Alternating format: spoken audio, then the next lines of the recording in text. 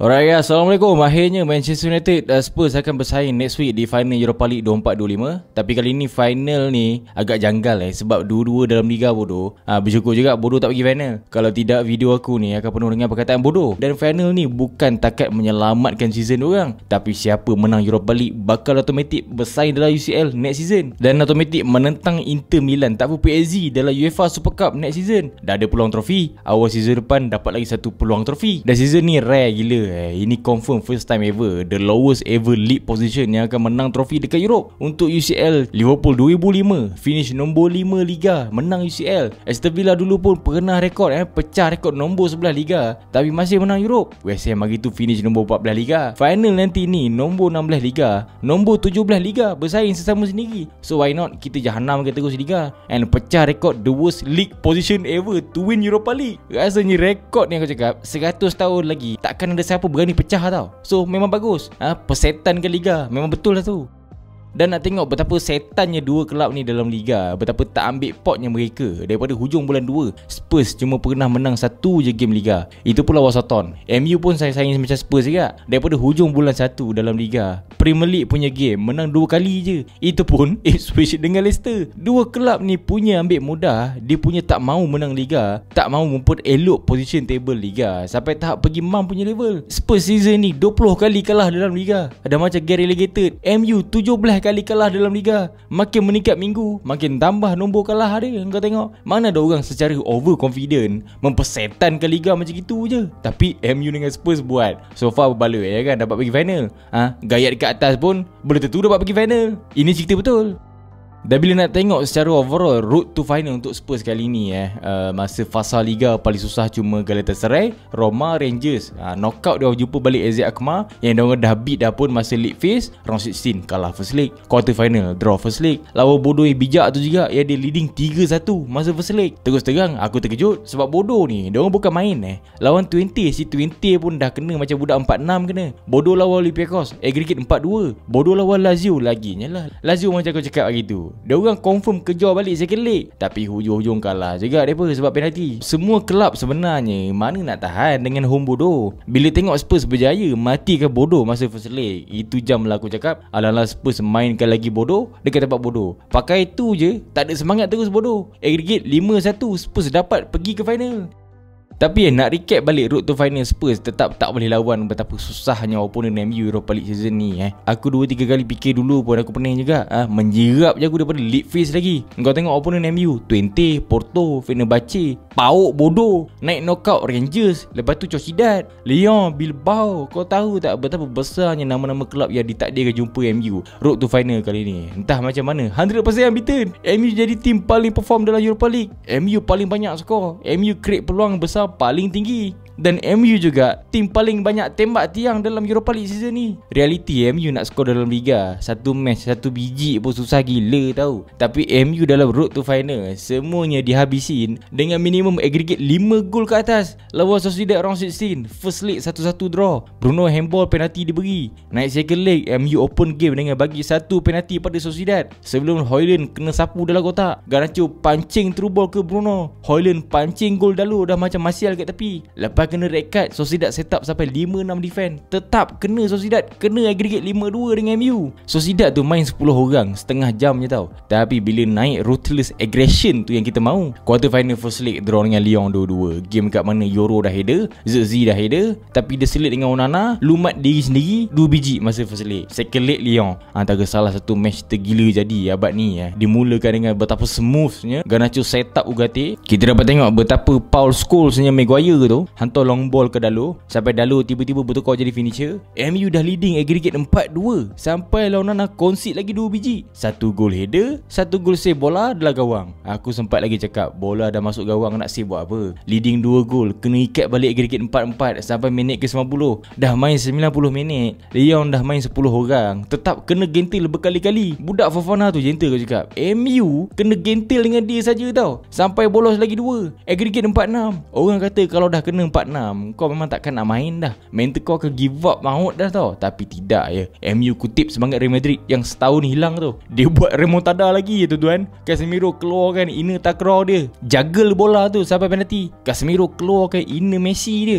ciduk, make sure minus score. Casemiro keluarkan inner lock ball Modric dia, sampai tahap senang lenah Maguire score. Dengan bermodalkan apa? Letak kepala je. Dalam masa kurang 7 minit, Casemiro Maguire bersatu padu untuk memperkotak-katikkan Lyon tu daripada pergi ke semifinal Europa League. Dan masuk semifinal baru ni lagi je lah, first leg Bilbao. Kau tengok graf momentum tu, diorang usaha try MU dalam 25 minit pertama je tau. Lepas daripada tu, bila tengok dengan tak ada siapa suruh, Maguire tiba-tiba bertukar jadi winger. Kau bayangkan dua player Bilbao kena kredit dengan Maguire yang dribble cuma guna satu kaki je. Bila aku tengok Maguire dribble satu kaki dekat belah kanan tu, dah macam prime RJ Robben tu tak. Tapi ini RJ Robben yang bergambut. Takjub aku tengok pagi buta game tu. Vivian tarik bahu Højlund depan gawang, Vivian red card. Lepas daripada tu sampai tahap 6 player Bilbao tak dapat nak hadap hold up play daripada Højlund. Aggregate 3-0, MU leading first leg. Bilbao tu kalau kau nak tahu, itu kelab yang rekod bolos paling sikit dalam La Liga tau. And dalam top 5 Liga, cuma ada 2 kelab paling sikit bolos sekarang ni. Siapa dia? Bilbao dengan Napoli. Dan ada 5 game Bilbao main 10 orang season ni, tapi diorang sentiasa akan skor. And ada juga game yang menang, tapi jumpa MU first leg, kena tepek dah 0 goal score. So tak ada reason, diorang time tu memang main teruk. Bilbao tu punya main teruk bersambung ke second leg dekat Old Trafford. Even momentum Bilbao naik daripada awal game yang berhasil juga dengan satu biji gol yang lawa gila. Dan kalau kau nak tahu, dia lah player yang kena kredit dengan Maguire first leg hari tu. Lepas merasa experience kena dribble dengan Maguire, itu yang dia skor gol padu tu. Marah dia. Tapi marah pun tak cukup. Second half inilah dia momen MU spam magic lagi sampai 4 biji gol. 19 minit main 4 biji gol. MU skor lawan kelab paling kurang bolos dalam top 5 Liga. Bayangkan, Mason Mount dia punya turn dah macam Makeda. Casemiro skor header dalam angle paling kecil dia boleh header. Lenny Yoro main dah macam prime Varane. Second half tu antara team play paling cantik tau, paling sedap kau boleh tengok daripada MU sekarang ni. Ahmad assist sambil oleh opponent. Mason Mount mengeluarkan inner Wayne Rooney dia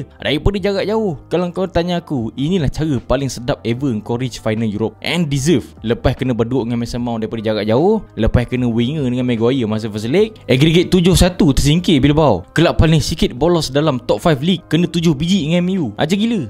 Dan dalam tempoh satu dekad ni, Spurs dah turun final Kerbau 2 kali, final UCL dan final ini. Bermakna 4 final dalam tempoh 10 tahun. MU pula dalam tempoh 10 tahun dapat pergi 9 final and cuma kalah 2 FA Cup and 1 Europa League sebelum ni. Waktu apa? Yang penalti sampai 22 kali tu. Waktu tu lah, sampai penalti ke 22, De Gea yang miss penalti. Sampai mampus member. Punya panjang penalti. Mana tak serabut kaki tangan De Gea waktu tu. Aku harap final kali ni jangan lagi lah ada penalti. Serik dah ikut kan. Takkan kau nak tengok lagi penalti 22 kali. Menyirap betul. Dan ini bagi aku, kenapa menang Europa League kali ni penting untuk Spurs. First, of course nak hentikan puasa trofi lah, sebab lama sangat dah tu. Second, nak pulihkan balik nama baik Spurs. Dekat mana sebelum-sebelum ni Spurs cuma jadi almost win team je, tak pun pengganggu table, tapi langsung tak menang trofi. Yang ketiga, nak tengok juga kan usaha Levy tu membuahkan hasil. Member dah beria-ria kan, tunda jual Kane, akhirnya jual juga. Member usaha lah kan buat stadium baru, usaha set manager demi manager, semata-mata nak bawa something ke kelab. So bagi aku, memandangkan ini second season Angge, dan Angge pun banyak kali petik dia biasa menang barang tiap kali second season. So inilah waktunya Spurs nak realisasikan semua benda yang aku cakap tadi. Lagi satu bukan apa, Harry Kane dah angkat trofi, first ever trofi dia dalam sejarah hidup. So why not Spurs pun angkat trofi dalam satu season yang sama. Dan semenjak Fergie retire, even MU dalam Liga kejap naik kejap turun, tak tentu hala. Tapi bab trofi, MU langsung tak lekang dengan trofi. Bab form Liga mungkin boleh dijadikan mainan, tapi bab trofi tak pernah kering. Season Jahanam pun ada je trofi. Last Europa League trofi zaman Mourinho, paling best tengok starter Ajax time tu. Onana keeper, De Ligt ada, Van der Beek sub, cuba nak lawan MU. Side MU waktu tu, Ibra injured, Young injured, Luke Shaw daripada dulu sampai sekarang injured, De Gea tak main, Carrick, Rooney, Phil Jones, Lingard, Martial semua sub. Dengan bermodalkan Fellaini je. Fellaini assist. Mickey yang jadi tukang skorer untuk trofi MU waktu tu. Season ni Mickey lagi dapat pergi final UCL pula tu. So sekarang ni aku tanya kau nak main cantik ke nak menang trofi? Main cantik tak ada dalam statistik, tak ada dalam sejarah. Menang trofi barulah masuk dalam sejarah. 100 tahun lagi pun momen tu tetap ada orang tahu. Momen bila? Tahun bila kau menang trofi? Setakat main cantik, baik jadi Brighton dalam sejarah kehidupan, satu trofi pun tak tak ada, bayangkan. So kalau orang tanya aku kan, main cantik ke menang trofi, aku pilih menang trofi. Active mode manager macam Pep, Ancelotti, macam Mourinho. Orang ingat diorang selain daripada permainan, orang ingat sebab diorang menang trofi. Memang diorang antara top manager yang sentiasa menang trofi. Tapi Sean Dyche, Sam Allardyce, Atuk Roy, orang tak ingat. Aku dan segelintir yang suka je yang ingat. Trofi tu pinnacle of achievement tau. Tapi kalau main cantik, itu style je, identity. Tapi tetap tak ada pun dalam sejarah. Itu yang membezakan sama ada kelab engkau tu kelab entertainment ataupun kelab elite. So nampak, untuk menaikkan kelab engkau, trofi tu penting. Jadi aku rasa tak salah kalau Spurs usaha juga untuk menang trofi Europa League kali ni, walaupun lawan MU tak ada hal. Dan kalau tengok head to head, last time MU menang lawan Spurs bulan 10 tahun 2022. 6 game straight tak pernah beat Spurs. Season ni je MU dah kalah agregate 8-3 pada Spurs tau. Masa 2022 last time MU beat Spurs tu, Conte masih lagi manager Spurs, Matt Doherty, Langley semua masih main Spurs. Itu zaman Elanga jadi budak sub MU tau. Zaman Ronaldo bertelagah dengan Ten Hag duduk bench pun masih steady beat Spurs. Itu zaman apa? Fred sendiri membodohkan Spurs siap skor. Sancho, Anthony masih lagi freedom, masih lagi berbahagia lagi, pun boleh terus menerus beat Spurs. Tapi season ni Ipswich, Leicester semua boleh beat Spurs. MU 3 kali season ni langsung tak boleh beat Spurs. Head to head memang sakit. Tapi ini Europe trophy winner. MU jarang mengecewakan, itu kita tahu. Tapi kan, even aku fans MU terus terang, aku tetap tak ada masalah kalau let's say Spurs menang Europa League final ni. Bukan sebab tak nak tengok MU menang trofi, tapi apa salahnya kita berbagi-bagi kan. Spurs kalau betul diorang menang Europa League ni, ini mungkin satu-satunya trofi diorang dalam masa 50 tahun tau. Lepas ni tambah lagi 50 tahun, belum tentu ada. So aku harap MU Spurs buat sehabis baik. Kita tengok siapa winner Europa League season ni. Cuma lah kan, kalau MU ni kalah, kita tak tahu kan. Yang aku sayang satu je, MU punya run road to final tu dah sedap gila kot. 100% win rate, opponent susah-susah buat remontada, repeatedly show one of the best knockout match dekat Europe. Kalau betul-betul compare match Spurs road to final, jujur cakap kosong gila. So as natural football fans, kau mesti nak tengok MU win Europa League. Sebab game diorang ni even liga macam bodoh abadi, tapi dekat Europe ada jiwa. And let's say buatnya lah kan, tak dapat dihabiskan dengan menang competition ni, sayang lah. Sebab road to final pun dah macam pecah kepala nak tengok. Sedap dia, drama dia, semangat dia, kalut dia. Kalau kau natural, kau mesti nak tengok MU menang punya. Sebab semuanya lengkap, memang nice. Terus-terang final jumpa Spurs lagi nervous daripada jumpa kelab lain. Head to head tu satu, kita belum tahu kan betapa eagernya Spurs kali ni, betapa naknya dia orang trofi, kita tak tahu. Madison tak ada, Kulu, Dragozin tak ada, Werner jangan tanyalah, daripada bulan 2 main satu kali je. Dan kita kena tahu, Casemiro belum pernah lagi kalah mana-mana final yang dia turun. Even MU cuma diletakkan favourite final ni berkelebihan berapa, cuma 2% daripada Spurs. Tak apa, kita layan je. Asalkan jangan pula aku dengar tiba-tiba Bruno kena gigit dia penyengat, Maguire sakit urat, Onana tiba-tiba keliru mana satu bola mana satu kaki. Sudah, overall come on United, Europa League final, here we go. Guys, apa pendapat korang? Komen dekat bawah. Kalau bab cerita Chelsea lawan MU, itu persetan kan, aku nak dengar juga prediction korang. Mana-mana baru tengok Forest Studio, make sure korang tekan subscribe atau dekat tepi tu, like, share. Aku Bro Hans, thanks for watching.